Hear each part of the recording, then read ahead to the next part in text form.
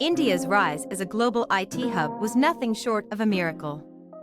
Tech giants emerged from the bustling streets of cities like Bangalore, Hyderabad, and Pune, providing the world with cutting-edge solutions. But among these giants, one company stood tall, seemingly invincible: Satyam Computers. Little did the world know, behind the glamorous facade of success lay one of the darkest, most mysterious scandals that would shake the very foundation of corporate India. This is the story of the fall of Satyam, the tech giant whose rise was built on lies. Founded in 1987 by Ramlinga Raju, Satyam Computers began as a small IT service provider. As India's IT industry took off, so did Satyam. By the early 2000s, it had established itself as one of the largest IT companies in India, providing services to clients worldwide. The company had offices in 65 countries, a workforce of over 50,000, and was listed on the New York Stock Exchange. Raju became a symbol of success, a man who had made it to the pinnacle of the IT world. But beneath the gloss of growth and expansion, a web of deceit was being spun, a web so complex that it would take years to unravel. By 2008, the global economic crisis had sent shockwaves through financial markets. While many companies felt the pressure, Satyam seemed unaffected on the surface. In fact, its quarterly reports showed increasing profits and cash reserves that made investors and analysts confident. But in reality, the walls of Satyam were crumbling. What the world didn't know was that for years, Ramlinga Raju had been falsifying Satyam's financial records. The company's revenues were inflated, profits were exaggerated, and cash reserves were nothing but numbers on paper. It was all a mirage. In December 2008, Satyam attempted to acquire two companies owned by Raju's family. This move shocked investors, who questioned why a tech company would buy real estate firms. Satyam's stock took a hit, and it triggered an investigation. Raju was feeling the heat. The intricate web of lies he had spun was beginning to fray at the edges. On January 7, 2009, in a shocking turn of events, Ramlinga Raju sent a letter to Satyam's board. In it, he confessed to committing a massive fraud. For years, he had been manipulating the company's accounts to show inflated revenues and profits. Satyam's actual cash reserves were a fraction of what had been reported. The amount of money fabricated over the years? A staggering 7,136 Indian rupees crore. Raju's confession sent shockwaves across the corporate world. Overnight, Satyam's shares plummeted, losing nearly all of their value. The IT giant was on the verge of collapse, and India's reputation as a global IT powerhouse was in serious jeopardy.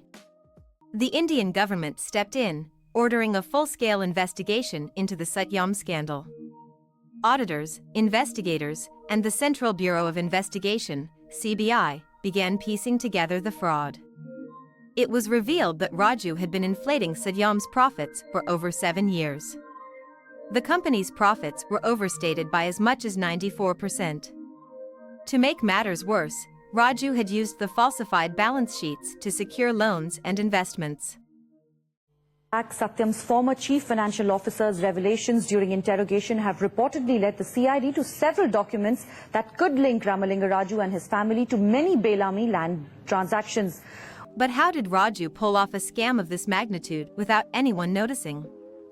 It turns out, Raju had been falsifying records, creating fake invoices, and manipulating bank statements. His loyal inner circle was complicit, covering up the fraud at every step. But, as the investigation deepened, Raju's empire of deceit came crashing down. In April 2009, Raju and several of Satyam's top executives were arrested and charged with fraud, forgery, and insider trading. The legal battle dragged on for years, but in 2015, Raju was sentenced to 7 years in prison. The once celebrated tech icon was now a convicted criminal.